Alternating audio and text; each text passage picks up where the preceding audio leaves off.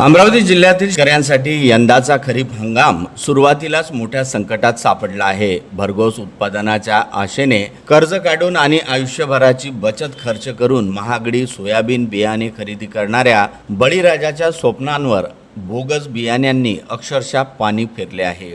खारतळेगाव परिसरातील अनेक शेतकऱ्यांनी पावसाचा अंदाज पाहून योग्य वेळी सोयाबीनची पेरणी केली होती। मात्र पेरणीनंतर 10 दिवस उलटून गेले तरी शेतात उगवणच झाली नाही।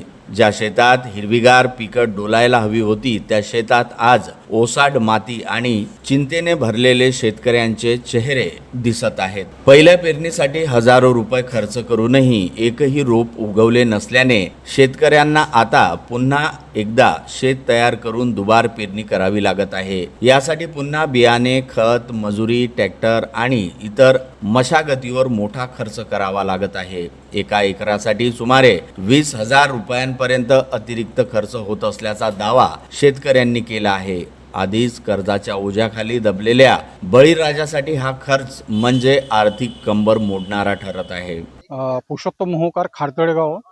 माझं शेत खारतळेगाव भाग 2 मध्ये आहे।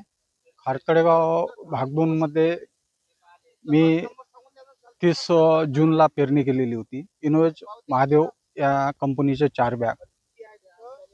कालची 8 तारीख झाली असता तरी ते बियाणं उगवलेलं नाही। तर आज मी 9 तारखेला पुन्हा एकदा माझ्या शेतात पेरणी केलेली आहे। एका बाजूला निसर्गाच्या लहरीपणाशी 2 हात करावे लागत असताना दुसऱ्या बाजूला निकृष्ट आणि बोगस बियाण्यामुळे शेतकरी भरडला जात आहे। योग्य वेळी उगवण न झाल्यामुळे दुबार पेरणी उशिरा होत असून याचा थेट परिणाम उत्पादनावर होण्याची भीती व्यक्त केली जात आहे। त्यामुळे केवळ यंदाचे उत्पन्नच नव्हे तर संपूर्ण वर्षाचे आर्थिक नियोजन कोलमडण्याची वेळ अनेक कुटुंबांवर आली आहे। संबंधित बियाणे कंपनी विरोधात कठोर कारवाई करून दोषींवर गुन्हे दाखल करावेत। शेतकऱ्यांच्या नुकसानीचे तातडीने पंचनामे करावेत आणि प्रति एकर झालेल्या नुकसानीची संपूर्ण नुकसान भरपाई सरकारने द्यावी अशी मागणी शेतकरी करत आहेत।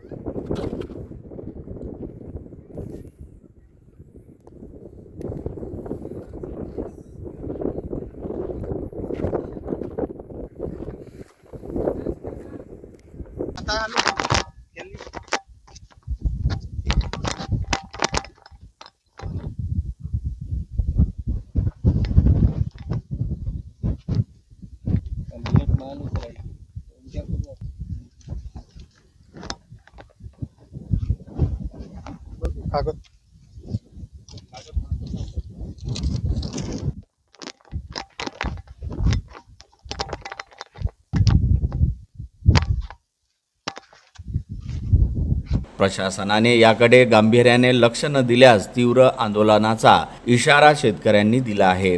दरवर्षी निसर्गाच्या संकटाशी झुंज देणारा बळीराजा यंदा बोगस बियाण्यांच्या फसवणुकीमुळे अडचणीत सापडला आहे। आता शेतकऱ्यांना न्याय मिळतो का आणि दोषींवर नेमकी काय कारवाई होते याकडे संपूर्ण जिल्ह्याचे लक्ष लागले आहे। ब्युरो रिपोर्ट, मंडल न्यूज, अमरावती।